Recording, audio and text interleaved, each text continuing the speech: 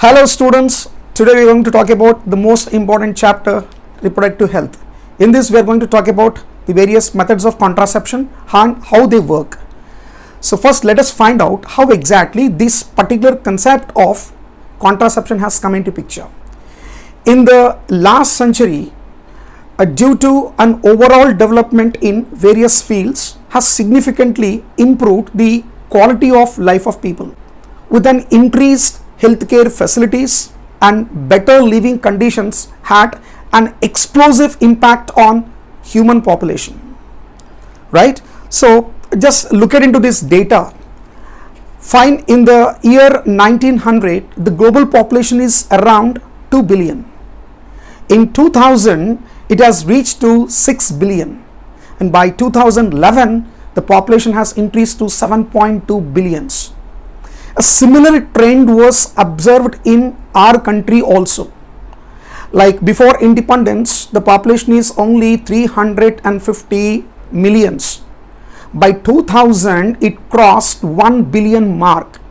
By 2011, it has reached to more than 1.2 billions. What are the reasons for this? What are the reasons for this increase in the population? So reasons for this is, number one, decrease in mortality rate, and also there is a decline in maternal mortality rate as well as the infant mortality rate, and the people in the reproductive age group has increased. So these are the reasons, main reasons for increase in population growth. So if this growth rate continue in the same manner, it may leads to a scarcity of basic requirements like food, shelter and clothing. So how to overcome this problem? So there is only one solution for this, is to motivate for smaller families by using various contraceptive methods. So these contraceptive methods are used to prevent unwanted pregnancies, right? So this topic is about contraceptive techniques. So how to choose an ideal contraceptive technique or ideal contraceptive method? So first, should be user friendly, easily available, and it should be effective and with less or no side effects. And next, it should not interfere with the sexual drive of the individual and must be reversible, right? So we have various categories or methods of contraception, like some are natural methods of contraception, some are barriers, chemical methods, intrauterine devices, oral contraception, injectables, implants and surgical methods. So let's talk about all these one after the other.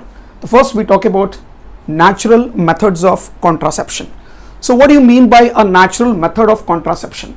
In natural methods of contraception, they work on the principle of avoiding the chances of ovum and sperm meeting.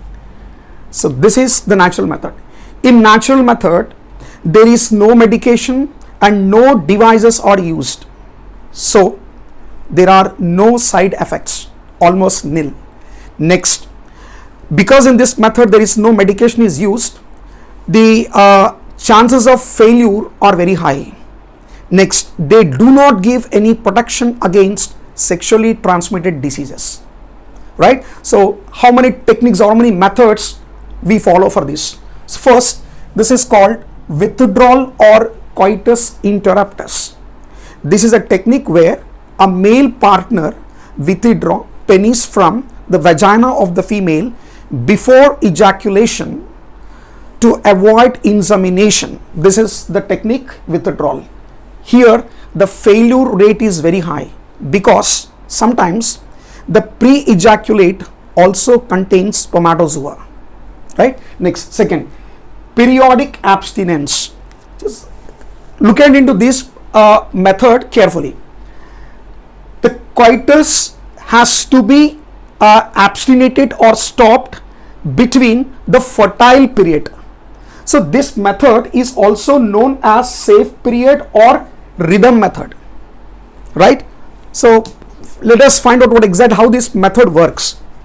In generally, if a female with a duration of menstrual cycle is 28 days, if a female is having a menstrual cycle duration of 28 days or 29 days, the ovulation time will be the 14th day. 14th day is the day of ovulation. On the day 14th, ovulation occurs if the menstrual cycle is for 28 days duration or 29 days. You can take one more day addition, you can add it. So because 28 minus 14 will be the day where ovulation can occur in female. This is how we calculate, because minus 14 will be the luteal phase. If the menstrual cycle is for 30 days or 31 days, and or if the duration of the menstrual cycle is even 35 days or 40 days, luteal phase is constant, always it is 14 days. So if the menstrual cycle is for 28 days duration, minus 14 will be 14. So the 14th day is the egg releasing day. This is what ovulation occur on the 14th day. Fine. Now exactly on the 14th day we have to take 1 or 2 days here and there, right? So 1 or 2 days if I take here and there, maybe on the 13th day egg can be released, or even on the 15th day egg can be released. This is what you have to take one day here. Next, suppose before this, if the sexual intercourse occurs, if the coitus occurs before this, so sperm when it enters, it can survive for almost all 72 hours in the female reproductive tract. So by chance any day, just 3 days before, prior to this, if a coitus occur, the sperm still can survive in the female reproductive tract. So I just take 3 more days over here. So maybe it is around 10th day, 11th day, 12th day, 13th day maybe it can be released, or even 14th day.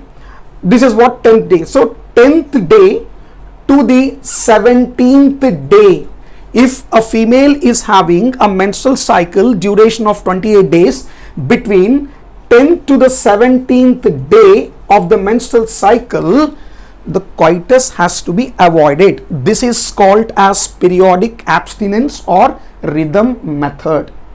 Now why after 14th day? So when once the egg is released, if the egg is released on the 14th day or 15th day, egg can survive for 24 hours in the fallopian tube. Later on it gets phagocytized by the macrophages. By chance, if on the 15th or on the 16th day or on the 17th day, if the sperm can enter, there is a chance that the fertilization can occur.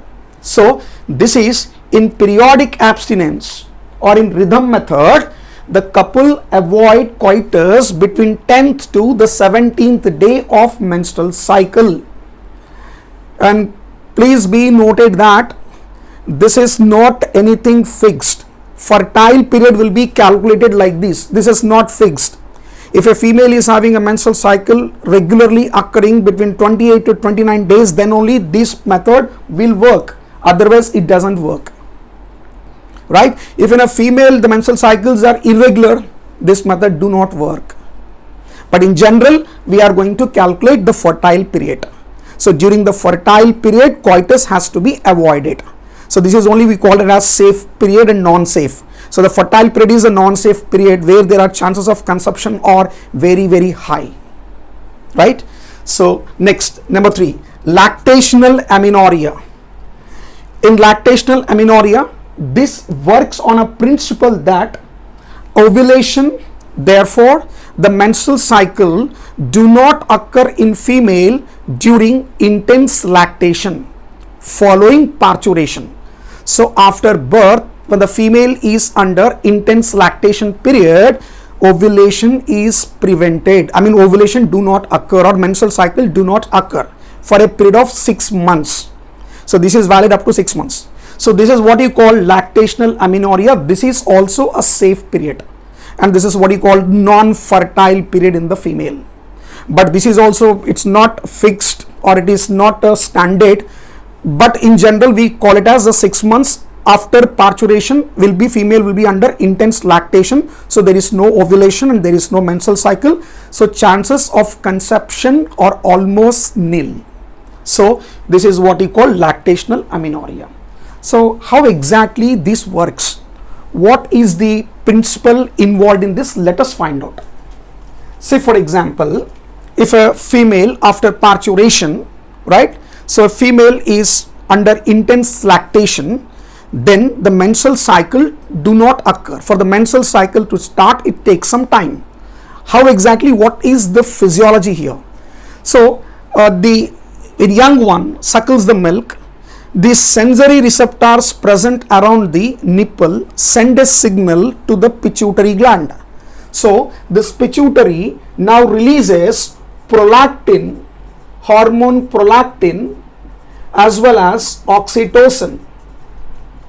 So first the signal will be sent to the hypothalamus, from hypothalamus it is sent to the pituitary. So prolactin and oxytocin, these two are involved in release and ejection of milk. Clear?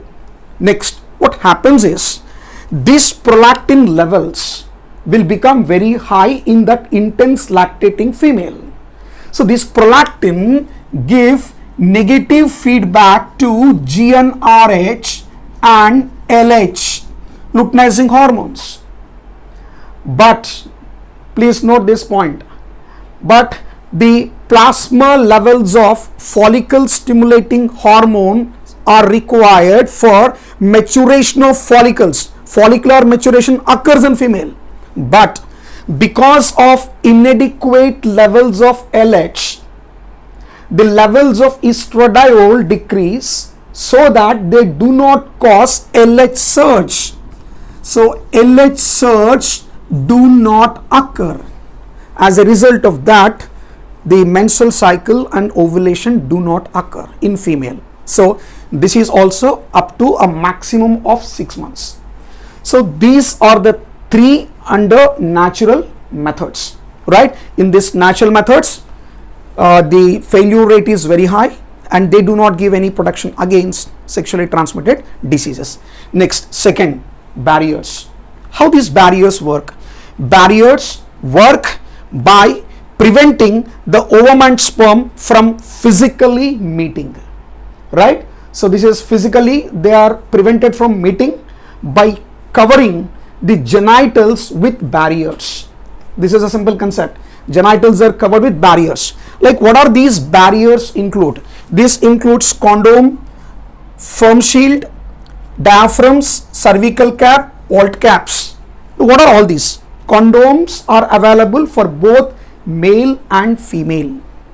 Female condom is known as Fem Shield, and the most popular brand of male condom is Nirodh, that is available in primary healthcare centers, right?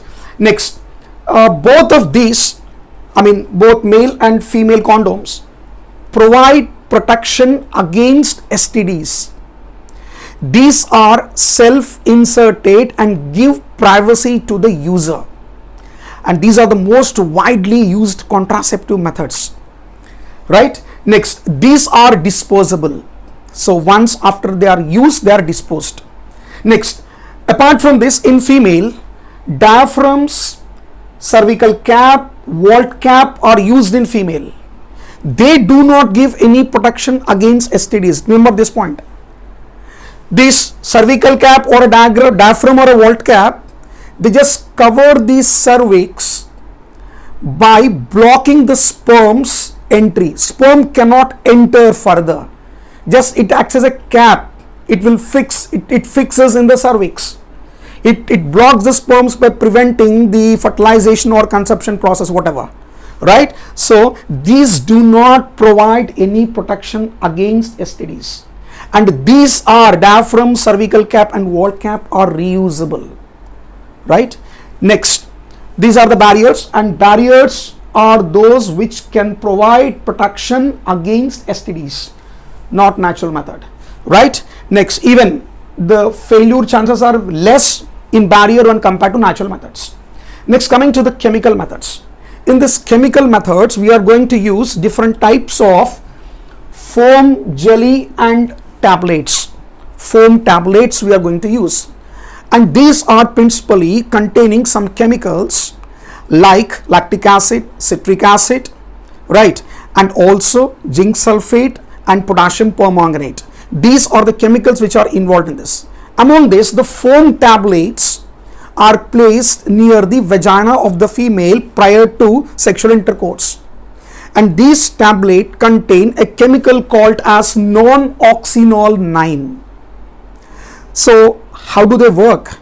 These chemicals acts as spermicidal creams. Sometimes along with barriers, these chemical contraceptives, if the chemicals also we use, they give more protection, or they are more efficient contraceptives. Now how do these chemicals work? Chemicals they disrupt the membrane of the spermatozoa, so they are called as spermicidal. So these are the spermicidal creams, right? So these are the three methods, like natural, barrier and chemical methods of contraception.